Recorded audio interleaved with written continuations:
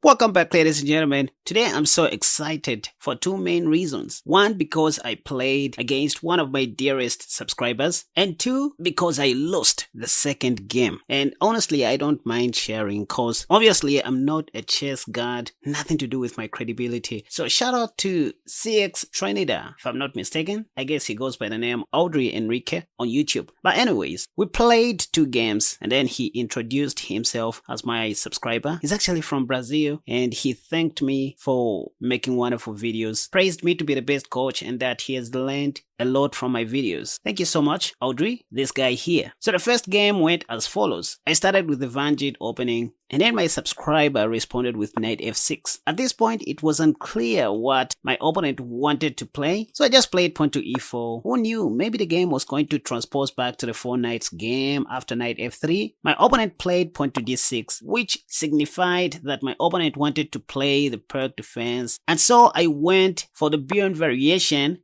where I put my dark squad bishop on g5. My opponent played pawn to g6, and wait a second you guys. I've covered this opening several times in most of my videos. If you want to watch one of my beautiful tutorials on this, you can simply watch the video that has popped up in the card above where I covered this in full. So it's like I already knew what my opponent was going to do. Even in the middle game, I had some ideas. So here I played bishop g5 and bishop g7 was played, and then I played pawn to e5. All on theory, nothing strange. I knew my opponent was going to take, because that's the top played move, and I took back. Then we exchanged queens, and now the main area of my meat is this move knight g4, which is the losing mistake, which is what my opponent played, by the way. Pap, how is this losing? Well, due to pawn to h3, as you can see from the evil bar, this kind of forces black to take on e5 because that's the move that looks natural, but it fails due to knight d5.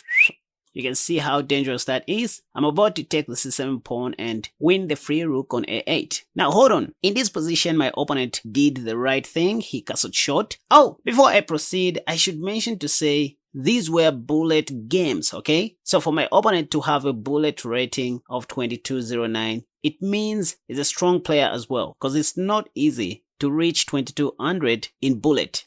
That's 1 minute chess. And why am I analyzing bullet? Because my opponent and I seemed to know something about the game of chess. So instead of castle short, which my opponent played, let me show you what most of my opponents do. For example, if we look into the Lichess database, you can see that knight a6 is the second most played move. If you see this move, it's time for you to celebrate because that knight is free. And you might be thinking as if the idea is to win the rook on a8. Nope, the idea is to checkmate black like this. So that's why my opponent didn't play knight a6 in this position, which ringed a bell in my ears. So at this point, I came to realize that my opponent is not a beginner. I mean, when he castled short. So I just took on c7 to win the free rook somehow. Pop, and then knight c7. All going well. My opponent took on c2 with his bishop, and I played the right move.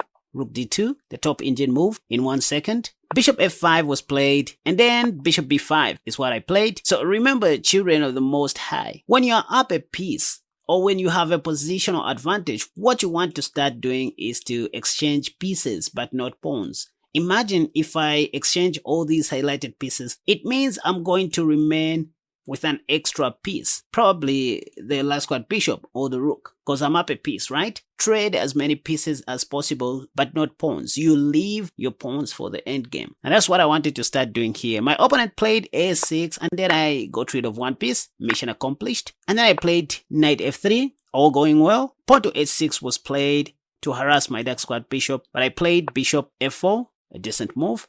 e5 was played, and then I played bishop g3, bishop e3 was also possible. My opponent played knight b4, and then what did I do here? I took on e5 with my bishop. Stockfish likes the move knight takes e5, not taking with the bishop, but anyways, that wasn't a mistake. Knight d3 was played, check, and then I played king f1. Again, Stockfish here wanted me to sacrifice my rook. I should have done this, by the way. Remember, the goal is to exchange as many pieces as possible like this, and after king takes, now I play knight e5. You know, just something to pressurize my opponent. By the way, knight e5 attacks the last squad bishop, not to mention that black can't play rook e8 due to knight takes, but you see, I'm just a human being who doesn't use Stockfish. So after knight d3 check, instead of, simplifying, I played king f1, also forgetting my bishop, which my opponent took immediately. But as you can see from the eval bar, I still have an advantage according to Stockfish. So black just took back his piece. I took,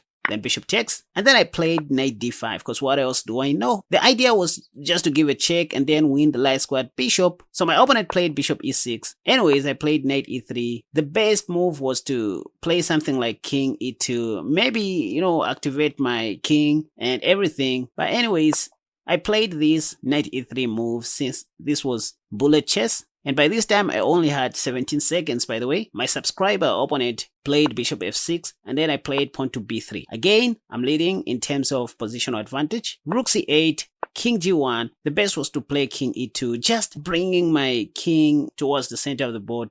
Rook check. Under 15 seconds, I played rook d1, and then we traded rooks. Bishop f5. I played knight e3, just wanting to get rid of one minor piece to remain with a rook. Bishop e4, king h2, bishop d3, rook d1, bishop e4, king g1. Under 9 seconds, by the way. At this point, my opponent has 8.9 seconds and I have 9.3 seconds. So we are just blitzing out moves because I wasted my chances. Bishop c6, rook c1, king g7, rook d1, pawn to g5. Believe it or not, we made the last 3 moves each in 1 second. Rook d8, of course that's a blunder, but played under a second. h5, my opponent didn't have time to see. Rook d1, I realized that I hanged my rook. King g6, and then, anyway, this is how the game proceeded. We shuffled, and shuffled, hanged a lot of pieces. I even hanged my knight. Who am I? This was 5 seconds, by the way. My opponent had 2 seconds, so I just wanted to flag him, I guess. So I continued pre-moving, making pre-moves. Yep, I ended with this sacrifice because my opponent remained with 0.2 seconds. So I knew he wasn't going to find this move on time. So he ran out of time, actually. This was a very bad ending. I didn't know my opponent was a strong opponent or a worthy opponent. But anyways, it is what it is. So I flagged him. This was the first game. And then he introduced himself as my subscriber. I wanted to leave the chat and challenge other opponents. But you see, I was like, such opportunities only come once. Why shouldn't I play a second game to let my opponent redeem himself? To let my opponent prove something as well. So before I take you to the next game, let me show you a live footage of how fast the endgame went or the speed at which we were playing these moves, so that you can understand where the blunders are coming from. So remember, in this position, this is move number 29. I just played king h2, wanting to activate my rook, and this is how the game went. Pop. So, both under 8 seconds.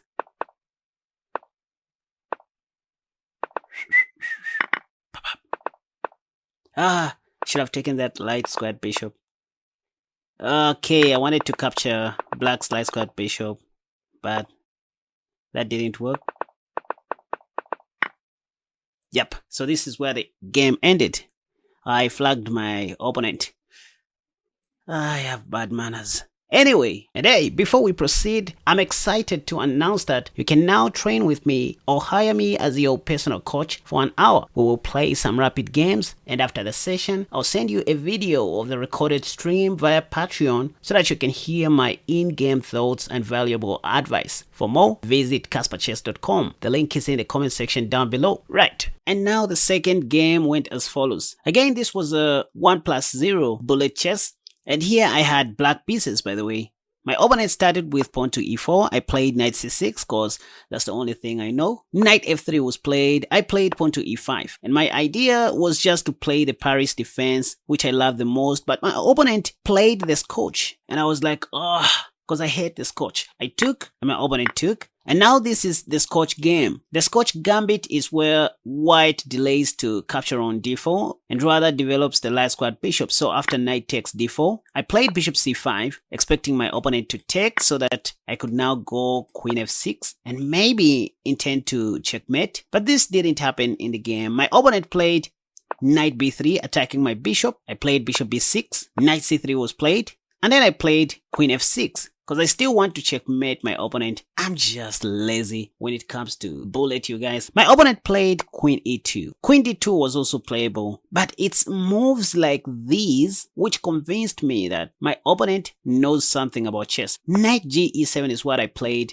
and then Bishop E3 was played, challenging my dark squad bishop. I castled short, my opponent castled long, and then Knight B4. You see, I don't know why I played this move, but I mean, it's just bullet, right? Maybe I wanted to provoke a weakness and then come back. I don't know. I have no idea. A3 was played, and then I played Knight BC6. F3, Rook D8. The idea was maybe to go pawn to D5 in the near future.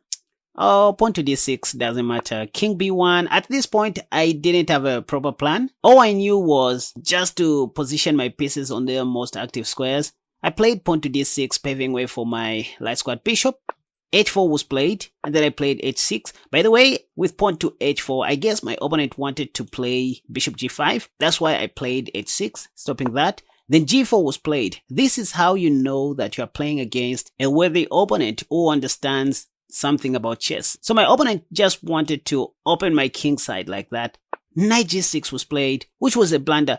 Maybe I should have played Knight E5 here, putting more pressure on this pawn.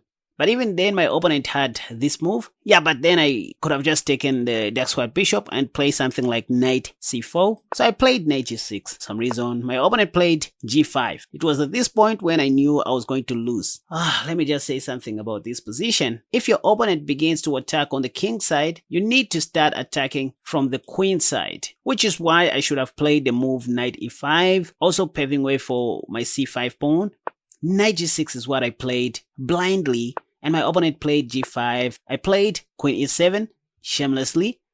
He took on H6. I took back, because what else do I know? Bishop takes.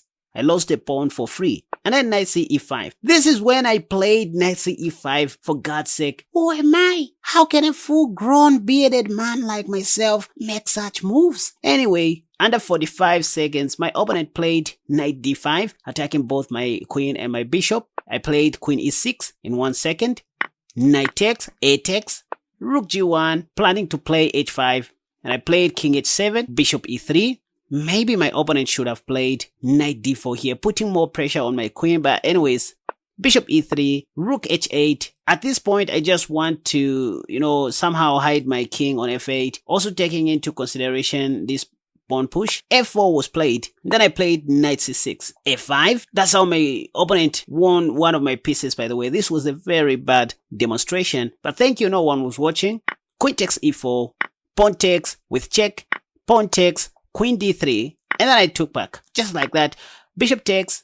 Knight E5. Defending the G7 square. And also threatening to capture the light squad bishop. Bishop E2. Rook G8. Now playing under 16 seconds. I should be very fast, otherwise my opponent is going to flag me like I did in the previous game. H5, Bishop F5, Knight D4, Bishop E4, Knight E6, Rook A E8. At this time we're just blissing out. It's scramble for time. I have 10 seconds. My opponent has 21.9 seconds. Knight G5 check. I lost my light squad bishop. Again, Knight G5 check. I played King E7. Now I want to hide my king to this side of the board. H6 was played. Rook H8. H7. King D7. Under 5 seconds. What am I doing with my life? Rook takes. Bishop G4 check. Rook D8. Then Knight F7 check. Look what my opponent was doing, you guys. This guy was very fast, yet he was making accurate moves. King E7. Knight takes. Maybe my opponent should have taken on H8, but I understand he had, 13 seconds. So at this moment, now I have 2 seconds. I should do something. So I played D takes. Then Rook G E1, King F6, Rook F1 check, King G7, Rook H1, Rook takes, King takes, Bishop C8. I mean, this is just how the game ended, and what happened? I think I lost on time. I lost on time. right here. Ah, that was embarrassing. But anyways, thumbs up to my subscriber opponent for coming back and playing very well. That's great. Now, before I end the video, let me just show you a live footage of one interesting game that I just finished playing a few hours ago. Against another opponent, by the way, not against my subscriber opponent. So the game that you're about to see featured the perk Defense Beyond Variation. I just want you guys to see how I play this so-called Beyond Variation with Bishop G5. Now, let's watch the game in silence and let me hear your thoughts in the comment section down below. I want to learn something from you guys as well. Right.